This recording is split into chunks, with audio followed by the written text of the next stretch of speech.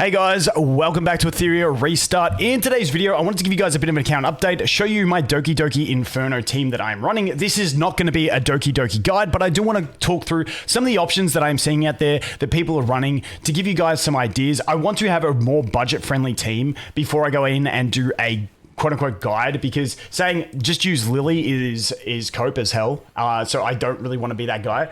So once again, this is not intended to be a guide. This is to show you where my account's at, what I am using to farm Inferno, and then hopefully give you guys some other ideas of what people are using to maybe help you go ahead and get through this fight. Now, the gear requirement on this fight is absolutely insane. You can see my team at the moment that I'm using is basically just using Tiamat as the main DPS, double sustain, and then we've got Lily because Lily enables Tiamat to be a solo DPS. Otherwise, Tiamat cannot do it. She needs Lily to have enough damage output to be able to do these things.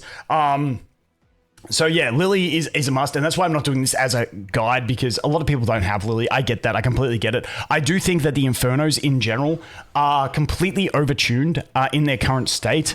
I think they really need to nerf them down a lot, because even though I myself have personally enjoyed getting my Tiamat team to work, I enjoyed building my Nico Nana team. When I first got there, I was like, this is bullshit. And I know a lot of people are in that same vein, and I feel like it's going to turn a lot of people off. So I hope they will do it. I'll probably get Sean B on for a video in the next day or two to go through all the issues we're currently seeing in the game as like a big feedback session. So hopefully stay tuned for that one. If you have any other issues that you guys have, please let me know, and we can bring them up in our conversation when we have that. I just like doing those in a more general conversation because it sounds less like I'm just sitting here bitching. You guys know how it is.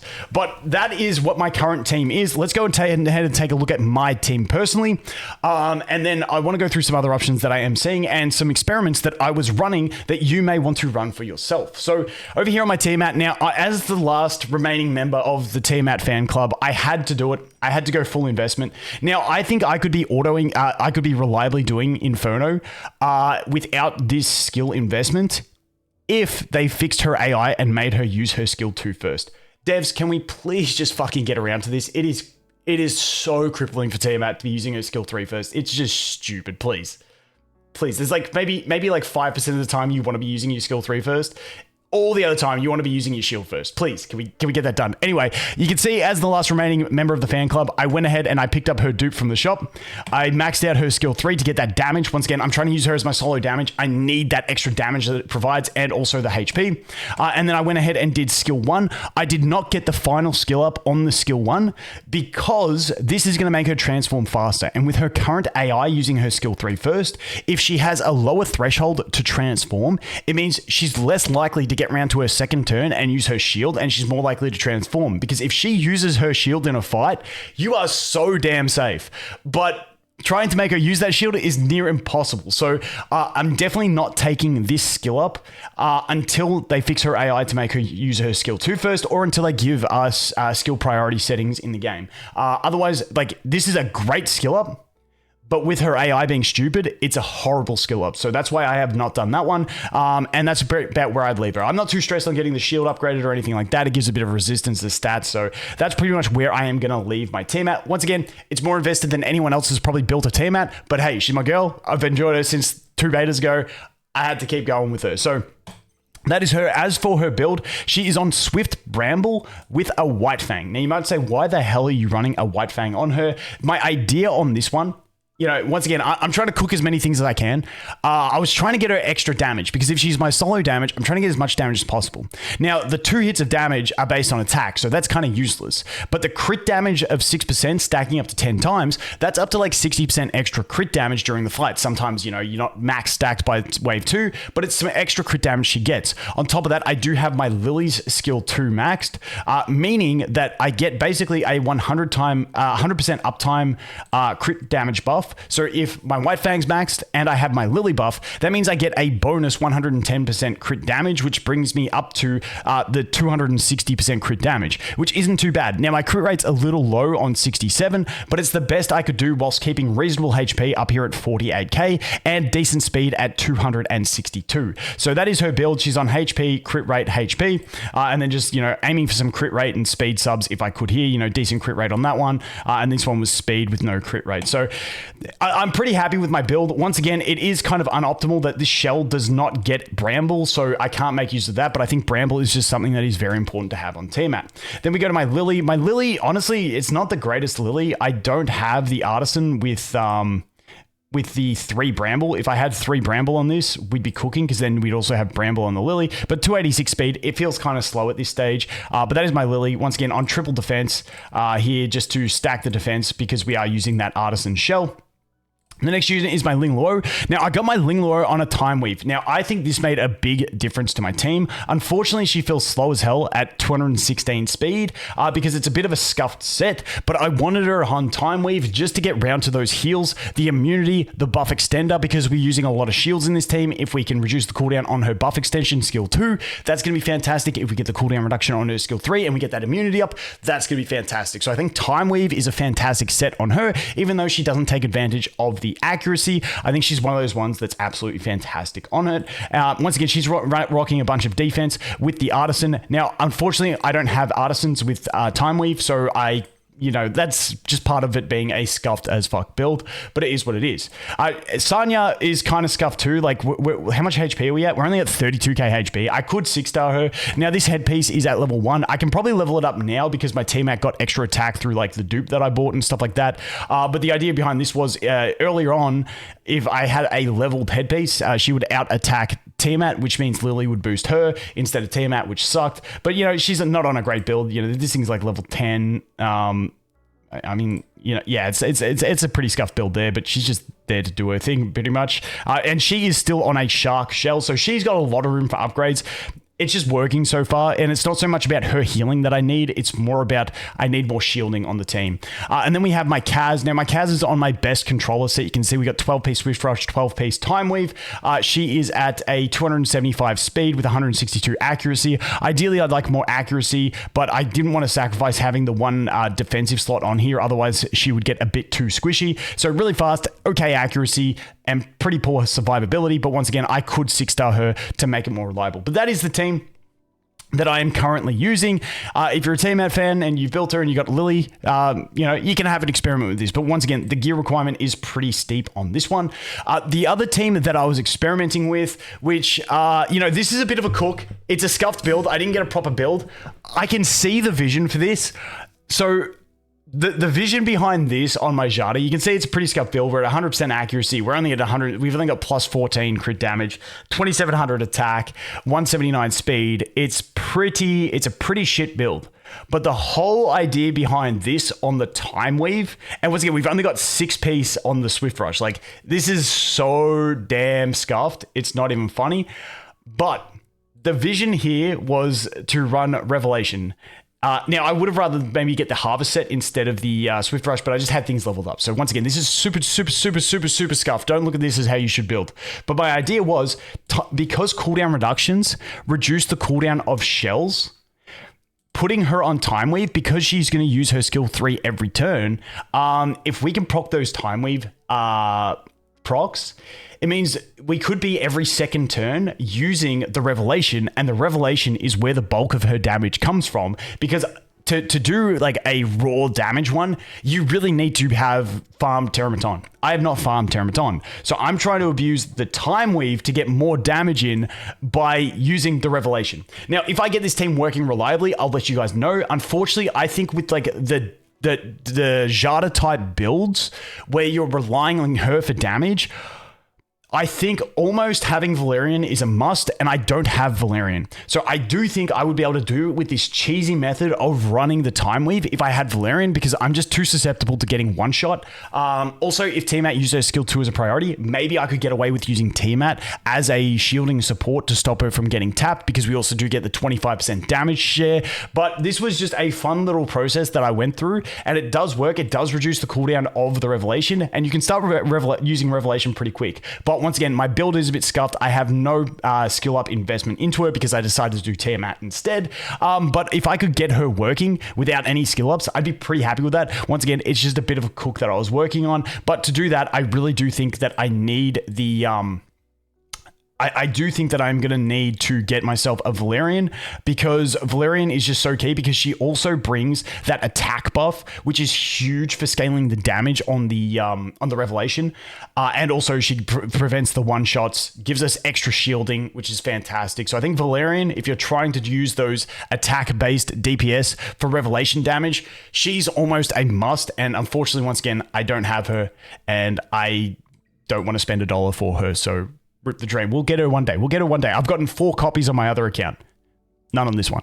Is what it is. So I do think that is definitely going to be another option. If we go over here, let's see how this is going. You can see we're not 100% here either. We have had a defeat. I'd say this is between 80 and 90% success rate. Once again, if they fix Tiamat's AI, I definitely think this cranks up to about 100% success rate.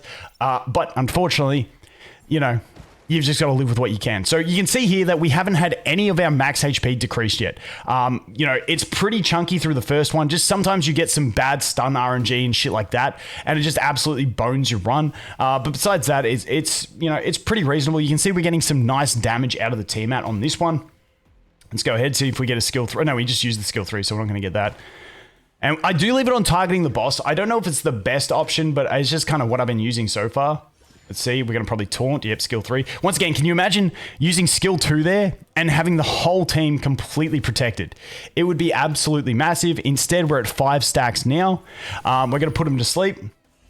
Now we're going to heal up, and then we're going to transform. And we never got to put a shield out. And that is like the perfect example of why they need to fix Tiamat's AI. It is so... I sound like a broken record, and you may say, quit crying, bitch, use something else. I know, but fuck me. It's not that hard to fix a character when all the problem is that their AI is stupid. It's like, come on. So as you can see, we got the Bramble in there. So the Bramble coming in clutch in some situations. And there you go. Like, pretty safe run all in all. This one just absolutely tapping them. And then there we go, get the kill.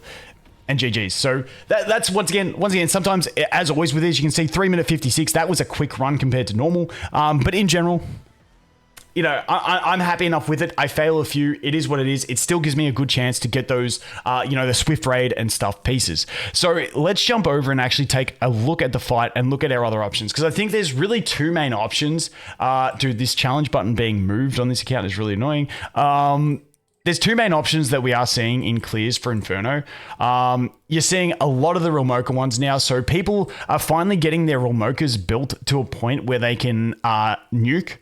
So you can see here, we got like, you don't even need that much crit rate because you got elemental advantage as well. But the plus 131, you know, you got the plus 1900 attack. And then we've got the full skill up here. And you can see this one's got skill 1 and 2 invested as well for the extra stats. I can't remember what stats they give along the way. But, you know, now, like when we first got to Inferno, the Realmochas weren't beefy enough to do it. But now if you've got a massively geared Realmocha from farming Terramaton, then you can come in here and do it. So you got to farm some health for Terramaton to go ahead and get those in. But you can see a lot of the main clears you are seeing in here for the fast ones is going to be the Realmocha. Now, if we go over here into recent clears, this is where we should get some different options. You will be seeing some Messiahs as well. Now, the Messiahs are going to be, once again, very, very well built. You can see this guy's already on Inferno gear, so it kind of doesn't count for looking at it. But these Messiahs, you'll see, this one's actually no dupe. So that's actually quite impressive. This one's on no dupe and no Inferno gear. Still pretty decent stats, but this is a more realistic, obtainable type Messiah. But a lot of these ones, unless they're absolutely giga boosted like this one, you will often be finding the Valerian in the team to help them survive. Now, Jada is the other main one because of the way she can abuse the Revelation.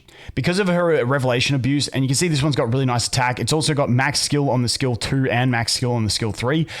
These ones are going to absolutely shred, but once again, you will often find these being paired with the Valerian. This one's paired with the Valerian and the Freya. I actually like this combo because Freya can buff the attack, which means then they'll get the defense buff from the from the Valerian.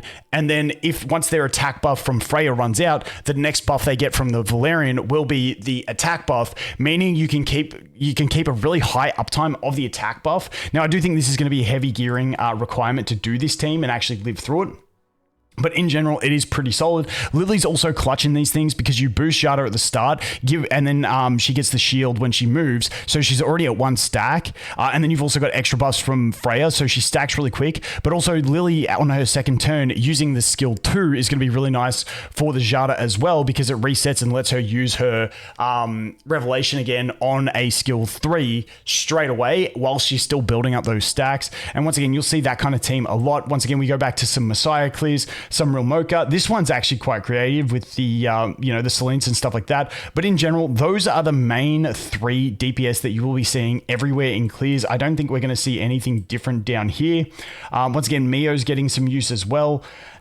And that's pretty much it. So we're basically seeing 3 DPS carry the runs for this dungeon, which is, I'd say number 1 is Real Mocha if you have her Giga geared. Then Jada is probably the most budget-friendly one because of the way she works abusing Revelation. And then we also have Messiah. And that's pretty much what we are seeing. Like I said, my run's fairly slow. 2 wins, 1 loss. It's not 100%.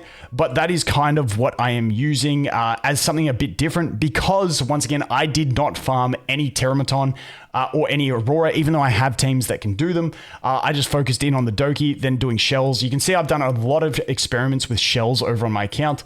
I've got a lot of shells built. I'm working on another artisan now.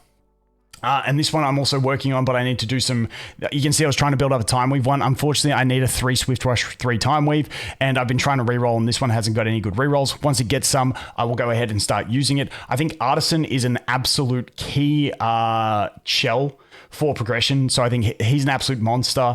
And then, I've got my couple White Fangs. This was my Jada White Fang. This is my specific Tiamat White Fang with a 20 speed, which means once I do get a Swift Raid set on a White Fang, I'll be able to put that on this bad boy and then put him onto my Lily, which will give me a really fast Lily, because I did actually get a pretty decent Swift Raid one. It's not the best, but it does have 6 speed. And 6 speed on this when you can get an extra 15 speed out of the set ain't too bad. So I just need to get myself a White Fang after the 2x drop event is over.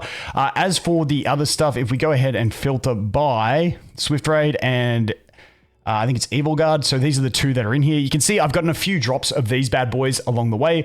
I always level them to see if I can get speed on the substats for these ones. This one, maybe I'll use this one at some stage on like a some sort of healer set, but not too sure. You can see crit rate, not too good. But this one's pretty solid. This one, nothing. I feel like I'd upgrade that twice to see if I get speed. Nope. I'd upgrade that to see if I get speed. Nope. I'd upgrade that to see if I get speed. Nope.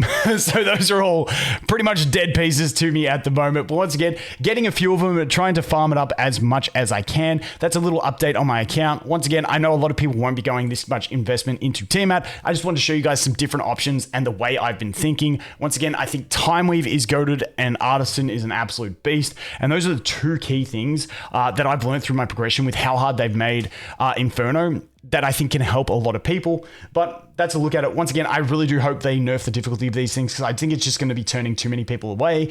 And yeah, I'll do a whole conversation with Sean B, hopefully in the next couple of days, if he's down for it. And yeah, let me know any other things you guys are having issues with and stuff like that, and we can go ahead and talk about that as well. But anyway, that's an update. As always, thanks for watching. Hope you have an awesome day, and I look forward to seeing you in the next one. Cheers.